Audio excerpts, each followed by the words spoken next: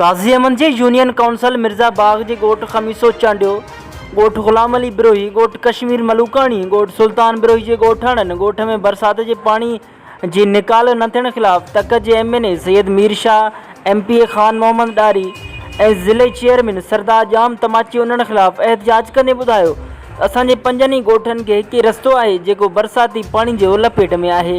असां न ॻोठ खां ॿाहिरि वञी सघूं था न ॻोठ ॾांहुं अची सघूं था। असांजो क़ब्रिस्तान बि पाणी जे भर चढ़ियल आहे। ताज़ो हींअर असांजा 3 माण्हू मरी चुका आहिनि। उन्हनि मां 2 ॼणनि खे असां पंहिंजे घरनि अंदरि दफ़नायो आहे ऐं हिक खे कंहिं ॿिए क़ब्रिस्तान में। असां पीपल्स पार्टी जा वोटर आहियूं। असां सां वॾो ज़ुल्म आहे। असांजे ॻोठनि खे रोड जी ज़रूरत आहे। असांखे रोड ठाराए ॾिनो वञे। असांजे तक जा नुमाइंदा अघूर निंड में सुतल आहिनि। असां केतिरा ई भेरा उन्हनि चूंडियल नुमाइंदनि वटि विया आहियूं, सो उन्हनि जा नौकर असांखे धिका ॾेई कढियो छॾनि था। आख़िर असांजो ॾोह कहिड़ो आहे?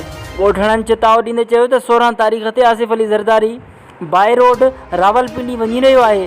असां उन वक़्तु रोड ते वेही एहतजाज कंदासीं। हींअर बलदियाती इलेक्शन वेझो आहे। असांखे जेको रोड ठाराए ॾींदो वोट बि असां उनखे ॾींदासीं।